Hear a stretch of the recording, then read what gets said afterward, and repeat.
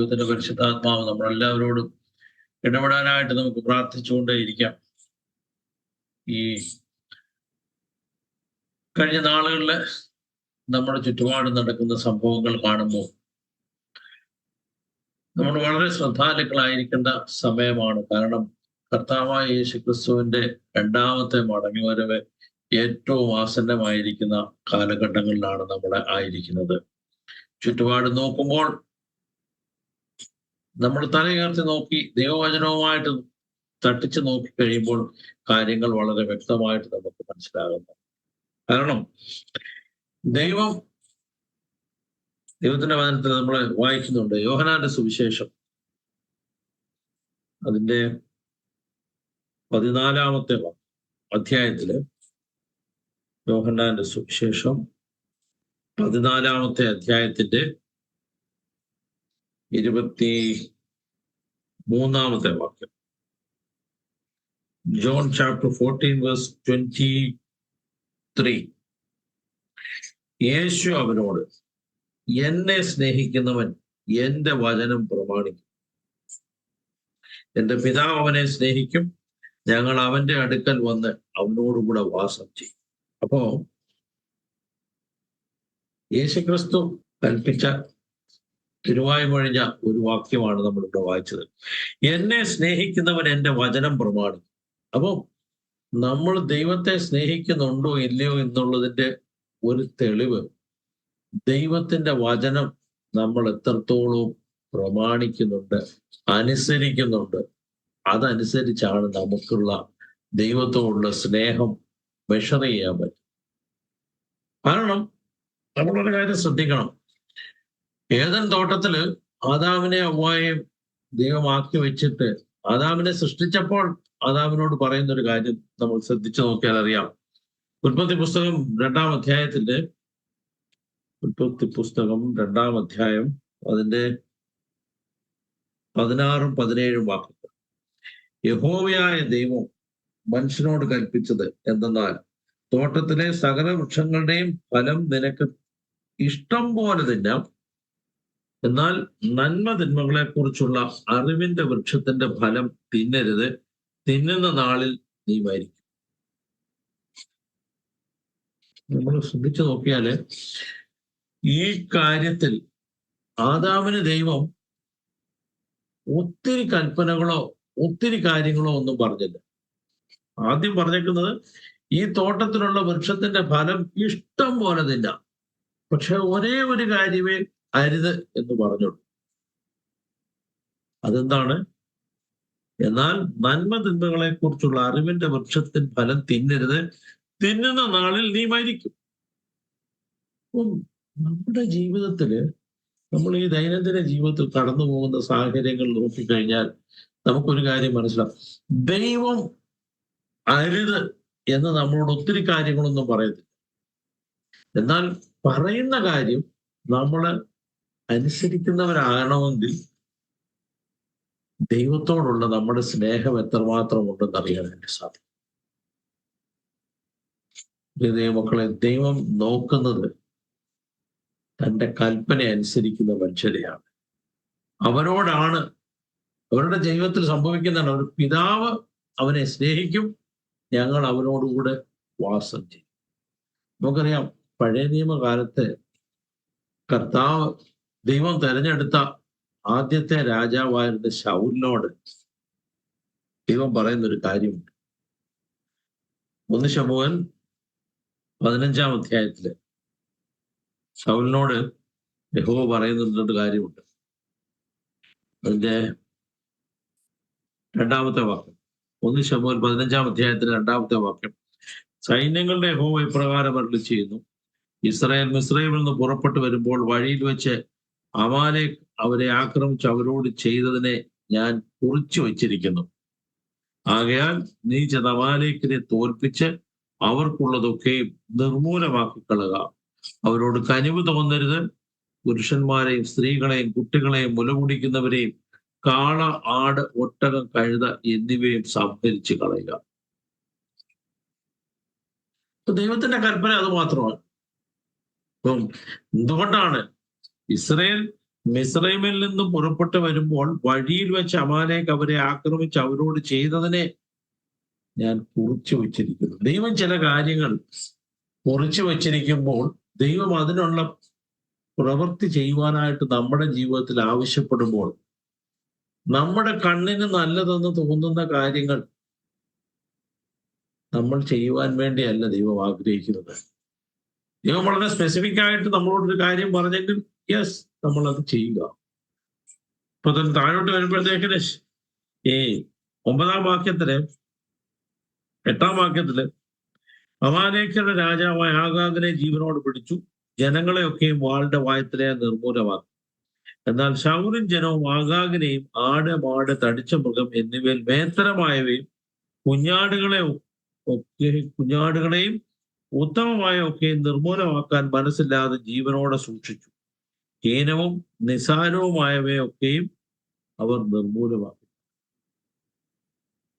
ദൈവം സകലത്തെയും നിർമൂലമാക്കി കളക എന്ന് പറയുമ്പോൾ നമ്മളുടെ ഭാഗത്തു നിന്നും നമ്മൾ ചെയ്യേണ്ട ഒരു കാര്യം അതിനെ മുഴുവനായിട്ട് നിർമൂലമാക്കി കളയുക.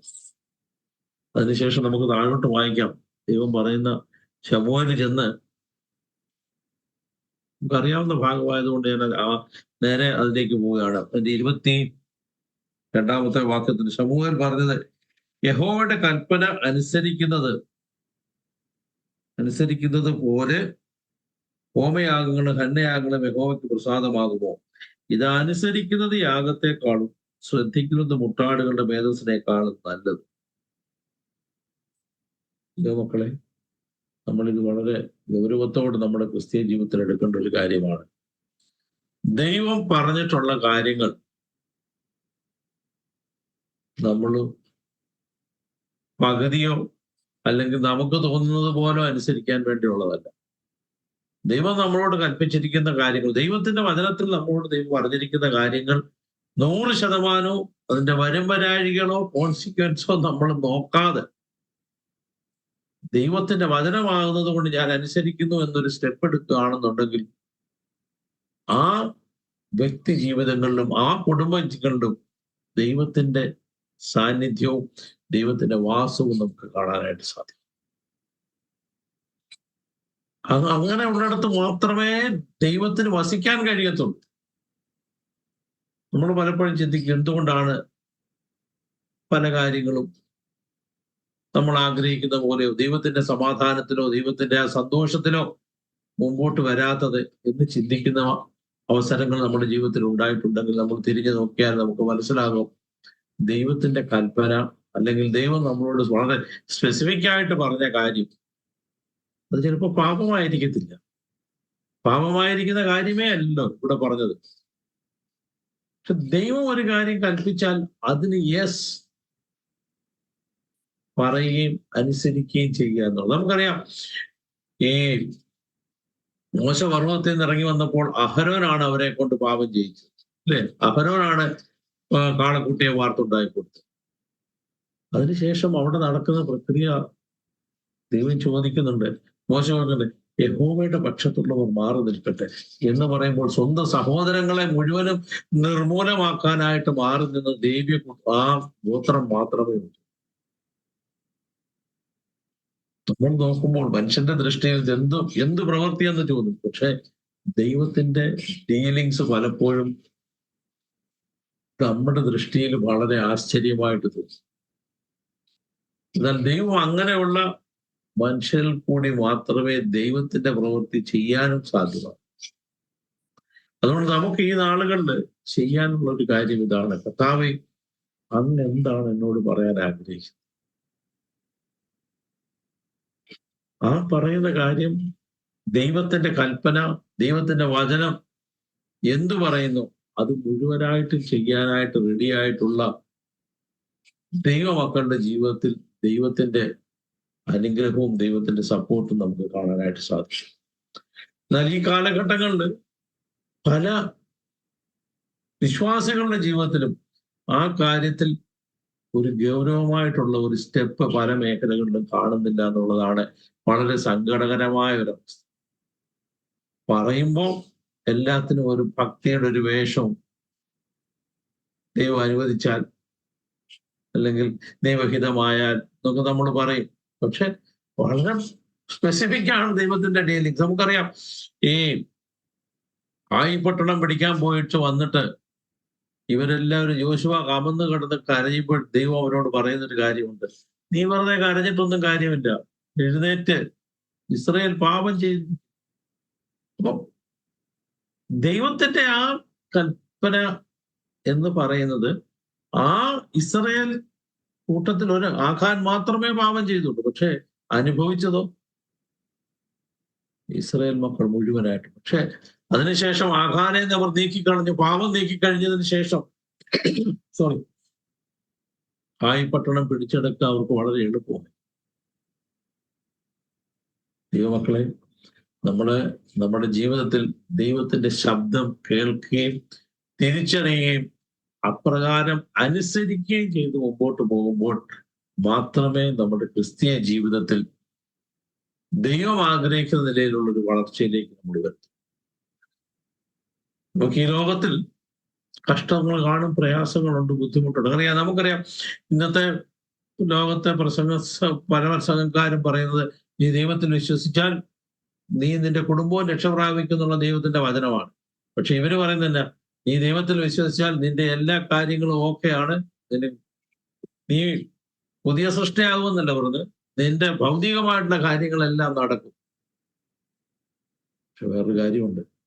കർത്താവായ യേശുക്രിസ്തു തന്നെ യോഹന്നാന്റെ സുവിശേഷത്തിലെ ഈ യോഹന്നാന്റെ സുവിശേഷം 15-ാം അധ്യായത്തിന്റെ അവസാന ഭാഗത്ത് പറഞ്ഞിട്ട്, ലോകത്തിൽ കഷ്ടമുണ്ടെങ്കിലും ധൈര്യപ്പെടുകയും ഞാൻ ലോകത്തെ ജയിച്ചിരിക്കുന്നു. അപ്പൊ കർത്താവാണ് പറഞ്ഞത്, നിനക്ക് ലോകത്തിൽ കഷ്ടമുണ്ട്. അപ്പൊ കഷ്ടമെന്ന് പറയുന്നത് ഈ ലോകത്തിൽ നമ്മളായിരിക്കത്തോളം കാലം നമ്മുടെ ജീവിതത്തിന്റെ ഒരു ഭാഗമാണ്. പക്ഷെ അതിനിടയിൽ നമുക്കുള്ള ഒരു സന്തോഷ വാർത്ത എന്താണ്? ധൈര്യപ്പെടുകയും ഞാൻ ലോകത്തെ ജയിച്ചിരിക്കും. അപ്പൊ ആ ലോകത്തെ ജയിച്ച് സ്വർഗത്തിലും ഭൂമിയിലും സകല അധികാരവുമുള്ള കർത്താവായ യേശു ക്രിസ്തു ഇന്നും പിതാവിന്റെ വലത്തുഭാഗത്തിരുന്ന് എനിക്കും നിങ്ങൾക്കും വേണ്ടി പക്ഷപാതം ചെയ്യുമ്പോൾ നമ്മുടെ ഹൃദയത്തിൽ ഉണ്ടാകേണ്ട ഒരു ഭാവം എന്തായിരിക്കണം? അല്ലെങ്കിൽ നമ്മുടെ ഉള്ളിലുള്ള വികാരം എന്തായിരിക്കണം? അവനെ മുഴു ഹൃദയത്തോടെ സ്നേഹിക്കുകയും അവനെ മുഴു ഹൃദയത്തോടെ അനുസരിക്കുകയും ചെയ്യുക എന്നുള്ളതാണ്. കാരണം ഈ കാര്യത്തിലൊരു വളർച്ച നമ്മുടെ ജീവിതത്തിൽ ഉണ്ടാകുന്നെങ്കിൽ മാത്രമേ നമുക്ക് ദൈവത്തിന്റെ ഹൃദയപ്രകാരമുള്ള മനുഷ്യരായി തീരുവാനായിട്ട് സാധ്യമാകും. നമുക്കറിയാം ദാവീദിന്റെ ജീവിതത്തിൽ സംഭവിച്ച കാര്യങ്ങൾ. ദാവീദ് ഇടയബാലനായിരുന്നവനെ ശൗലിന്റെ ഈ പ്രവർത്തികളും അതിനോട് ചേർന്നുള്ള പ്രവർത്തികളുടെയും ഫലമായിട്ട് അവനെ രാജസ്ഥാനത്തു നിന്ന് ദൈവം നീക്കിയിട്ട് അവനെ അഭിഷേകം ചെയ്യുമ്പോൾ അവൻ ചെയ്ത ആ ഒരു കാര്യം മാത്രം മതി. ആ മല്ലനായിരുന്ന ഗോലിയാത്തിനെ എതിരിടാനായിട്ട് അവൻ ചെല്ലുമ്പോൾ അവൻ പറഞ്ഞൊരു കാര്യമുണ്ടല്ലോ, നീ വാളും കുന്തവുമായിട്ട് വരുന്നു, ഞാനോ നീ നിന്ദിച്ചിട്ടുള്ള ഇസ്രായേലിന്റെ ദൈവമായ യഹോവയുടെ നാമത്തിൽ വരും. ദൈവമക്കളെ, ദാറ്റ് ഈസ് എ കോൺഫിഡൻസ്. നമ്മൾ ദൈവത്തെ സ്നേഹിക്കുന്നെങ്കിൽ, ദൈവത്തിന്റെ കൽപ്പന അനുസരിക്കുന്നവരാണെങ്കിൽ പ്രതിസന്ധിയുടെ നടുവിൽ നമുക്ക് ധൈര്യത്തോടെ പറയാനായിട്ട് സാധിക്കും, ഞാൻ വരുന്നത് എൻ്റെ കർത്താവായ യേശു ക്രിസ്തുവിന്റെ നാമത്തിലാണ്. ഏത് സാഹചര്യത്തിന്റെ നടുവിലും നമുക്ക് ധൈര്യത്തോടെ പറയാനായിട്ട് സാധിക്കണം.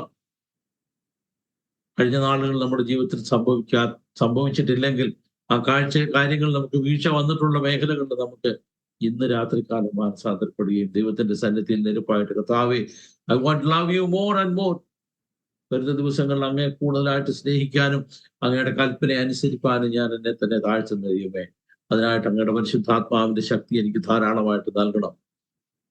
ദൈവം നമ്മളോട് ഒത്തിരി കാര്യങ്ങളൊന്നും പറഞ്ഞിട്ടില്ല. നമ്മൾ ഓരോ ദിവസവും നമ്മൾ ദൈവത്തോട് ചോദിച്ചിട്ട്, ദൈവമേ, ഇന്ന് ഞാൻ എന്ത് ചെയ്യാനാണ് അങ്ങ് ആഗ്രഹിക്കുന്നത്? നമ്മൾ ദൈവത്തോട് ചോദിക്കുമ്പോൾ ദൈവം നമ്മളോട് സംസാരിക്കുന്ന ഒരു പിതാവാണ്. ഈ ലൂക്കോസിന്റെ സുവിശേഷം 11-ാം അധ്യായത്തിൽ നമ്മൾ കാണുന്നുണ്ടല്ലോ, ഒരു സ്നേഹിതൻ രാത്രിയിൽ കടന്നു വരുമ്പോൾ അവന് കൊടുക്കാൻ ഒന്നുമില്ലാത്തപ്പോൾ മറ്റു സുഹൃത്തായ ആ സ്നേഹിതന്റെ അടുക്കൽ ചെന്നേച്ച് അവിടെ പറയുന്നവരുണ്ട്, അവൻ സ്നേഹിതനാകൊണ്ട് ലജ്ജ കൂടാതെ മുട്ടുക. നമുക്ക് കർത്താവിന്റെ സന്നിധിയിൽ ഈ കാര്യത്തിന് വേണ്ടി ദൈവസന്നിധിയിൽ ലജ്ജ കൂടാതെ മുട്ടാനായിട്ട് നമുക്ക് എത്ര പേർക്ക് പറ്റുന്നുണ്ട്? നമ്മൾ ഒന്ന് രണ്ട് പ്രാവശ്യം പ്രാർത്ഥിച്ചതിന് ശേഷം കാര്യം വിടുകണ്ട. ദൈവസന്നിധിയിൽ നമ്മൾ നിരന്തരം പ്രാർത്ഥിക്കും. കർത്താവേ, അങ്ങ് എന്നോട് പറയുന്ന കാര്യങ്ങൾ മുഴുവനായിട്ട് ചെയ്യാനുള്ള കൃപ എനിക്ക് നൽകണം. അങ്ങ് എന്നെ കുറിച്ച് ആഗ്രഹിക്കുക എന്താണെന്ന് ആദ്യം മനസ്സിലാക്കാനുള്ള കൃപ. മനസ്സിലാക്കിയെങ്കിൽ മാത്രമല്ലേ നമുക്ക് ചെയ്യാൻ പറ്റൂ. എന്തുകൊണ്ടാണ് നമ്മുടെ ജീവിതത്തിൽ നമുക്കിത് മനസ്സിലാക്കാൻ പറ്റാത്തതെന്ന് ചോദിച്ചാൽ, നമ്മൾ ദൈവവുമായിട്ടുള്ള സംസർഗം കുറവായിട്ട് വരുന്നത് കൊണ്ടാണ്. നമ്മൾ ദൈവസന്നിധിയിൽ സമയം ചെലവഴിക്കുന്നവരാണെങ്കിൽ, ദൈവത്തോട് കാര്യങ്ങൾ ചോദിക്കുന്നവരാണെങ്കിൽ, നമ്മൾക്ക് പറഞ്ഞു തരാനായിട്ട് സ്വർഗീയ പിതാവിന് ഏറ്റവും താല്പര്യം. നമ്മുടെ ദൈവമക്കളെ, നമ്മൾക്ക് ദൈവസന്നിധിയിൽ കൂടുതൽ സമയം ചെലവഴിക്കുമ്പോൾ ഈ കാര്യത്തിൽ നമുക്ക് കൂടുതൽ വെളിച്ചം ദൈവത്തിൽ. അതുകൊണ്ട് നമ്മുടെ ജീവിതത്തിൽ ഇപ്പോൾ സംഭവിച്ചുകൊണ്ടിരിക്കുന്ന പല കാര്യങ്ങളും നമുക്ക് മനസ്സിലാകുന്നില്ലെങ്കിലും ഒരു കാര്യത്തിൽ നമുക്കൊരു സ്റ്റെപ്പ് എടുക്കാം. കർത്താവേ, അങ്ങ് എന്നോട് സ്പെസിഫിക് ആയിട്ട് സംസാരിക്കുന്ന കാര്യങ്ങൾ അത് മുഴുവനായിട്ട് അനുസരിക്കാനായിട്ട് ഞാൻ എന്നെ തന്നെ സമർപ്പിക്കും. നമുക്ക് ചെറിയ കാര്യങ്ങളിലേക്ക് തുടങ്ങാം.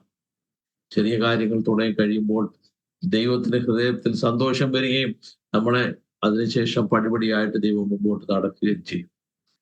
ഈ കാര്യത്തിൽ കഴിഞ്ഞ നാളുകളിൽ നമുക്ക് കുറവുകളുള്ളവരാണെന്നുള്ളവരും നമുക്ക് എല്ലാവർക്കും ദൈവസന്നിധിയിൽ സമ്മതിച്ചു കൊടുത്തിട്ട് ദൈവത്തോട് പറയാം, അതേ കർത്താവേ, കഴിഞ്ഞ നാളുകളിൽ ഞങ്ങൾ ആ കാര്യത്തിൽ കുറവുള്ളവരാണ്. മുമ്പോട്ടുള്ള നാളുകളിൽ ദൈവത്തിന്റെ ഹിതം തിരിച്ചറിയുവാനും അതനുസരിപ്പാനായിട്ട് അധികം വ്യഗ്രതയോടെ, അധികം ഉത്സാഹത്തോടെ നിൽപ്പാൻ ഞങ്ങൾ എല്ലാവരെയും സഹായിക്കണം എന്നുള്ള പ്രാർത്ഥന നമ്മുടെ എല്ലാവരുടെയും ജീവിതത്തിൽ ഉണ്ടാകാം. കാരണം ദൈവം ആഗ്രഹിക്കുന്ന അപ്രകാരമുള്ള വ്യക്തികളെയും കുടുംബങ്ങളെയുമാണ്. അങ്ങനെയുള്ള വ്യക്തികളും കുടുംബങ്ങളും കൊണ്ടാണ് ദൈവത്തിന്റെ സഭയെ ദൈവം പണിയുന്നത്. ദൈവത്തിന്റെ പരിശുദ്ധാത്മാവ് ആ ഒരു ജീവിതം നമുക്ക് എല്ലാവർക്കും നൽകുവാനായിട്ട് ആഗ്രഹിക്കുന്നത്. നമുക്ക് ധൈര്യത്തോടെ ദൈവസന്നിധിയിൽ നമ്മളെ തന്നെ താഴ്ത്തിക്കൊണ്ട് പ്രാർത്ഥിക്കാം. ദൈവം നമ്മളെ അനുഗ്രഹിക്കട്ടെ. ആമേൻ.